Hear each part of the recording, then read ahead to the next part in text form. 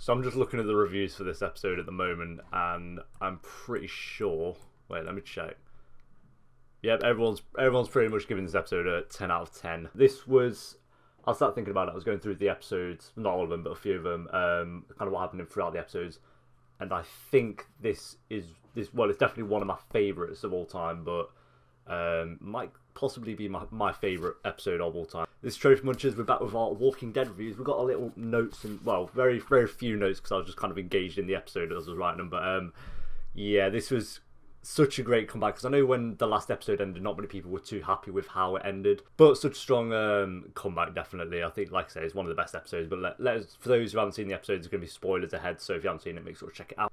If you watched the kind of after credit scene, had like who I thought was Neegan at the time. I was like, wait, is that Neegan? He's kind of on his bike and all his crew, and Daryl was coming back from wherever they pissed off to, which was one of the weaker episodes of the first. Yeah, I actually thought Abraham might be dying at the moment. I was like, wait a second, because he kind of has his two guns out. If you've seen the episode, you know, he kind of has his two pistols up, like pointing to him, and he's like, I'm not going to kill you. But then he's like, actually, you know what? Maybe I'll just be banter this guy, and then I'll turn out killing you anyway. But turns out you don't, and then Daryl just comes in with the rocket launcher that we found a few episodes ago, or Abraham found a few episodes ago, and just blows them all up. So that was awesome. Great way to start the episode. So it kind of picks up again where it ended, where all the crew are just kind of walking through. I've got my mum like watching this. It's like her favourite TV show of all time at the moment. And when the last episode ended and they were all kind of holding hands and just walking through the crowd of walkers, she was like, Joe, you know, this is my favourite TV series of all time. I was like, you know what, Mum? But yeah, this slowly kind of turned into them walking through the walkers. Obviously, it wasn't going to go great. I was like, if they're just going to walk through the walkers and get out of Alexandria and everything's fine, then okay, that's the end of Alexandria, and I was kind of pissed off by that. But luckily, I say luckily, the little kid, when he sat there going, Mom, Mommy, Mom, at the end of the fucking last episode, I was like, this kid is going to fuck everything up soon. As soon as the next episode starts, it's just going to be walkers piling on top of them. They kind of last a while. I think they last until kind of night time. They're still walking through. I was like, how big is Alexandria? They're walking for like all day. And then Ron sees this little kid and he has the visions of Carol, or the members of Carol going, the monsters outside, they're going to rip you up basically if you try and tell anyone about this. And he sees this little kid he kind of sees, I guess, as himself. I don't know. And then he just starts crying. And then these walkers just come out of nowhere and like grasp me. I was like, oh shit, the mum ain't going to be too happy about that because, you know, the kid's fucking dead. He just gets like his head ripped into by walkers and just taken down. And the mum's kind of like still starts screaming. I was like, shit, they're going to have to like just barge through these walkers. Nope, I forgot her name, but, you know, I'm going to search it because she's a good actress. Jessie, that's her name. Right, Jessie, I got it. Yeah, Jessie kind of starts screaming, and all these walkers just pile on her as well. I was like, oh, great. Now I guess the kid's going to be, is it Ron? Yeah, Ron's going to be pretty pissed off about that then. And Ron, you just turn to Ron and he's still got that pistol. I knew that Cole lost an eye in the comic. I kind of read that somewhere anyway. And everyone was like fuming when he didn't lose the eye or whatever. But, oh no, it turns out Cole still loses his eye, which I unfortunately read as a spoiler before I actually watched the episode anyway. It turns out Ron's just getting all pissed off whilst, I forgot her name again. While Jesse is getting the guts ripped out, and he just shoots. Well, he's about to shoot. I think it's about to shoot Rick, and then but Michonne comes up behind Ron, shoves her awesome samurai into his back, and he just kind of stands there doing this like some Jesus shit and shoots. Happens to get it kind of like goes like through like that, I think, and it's like I don't know if it's lodged in his eye or went out the other way.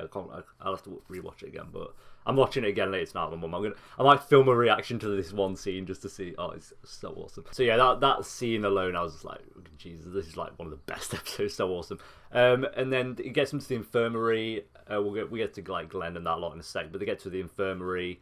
We have some like other side stuff going on, like Carol and Morgan to have a little confrontation, and like the wolf guy and whoever, I forgot a name, but who left with him is basically still there. The wolf guy dies. It's quite, I don't know, he's kind of like, he seemed he wanted to change. I guess how Nick died when we thought Glenn was going to die.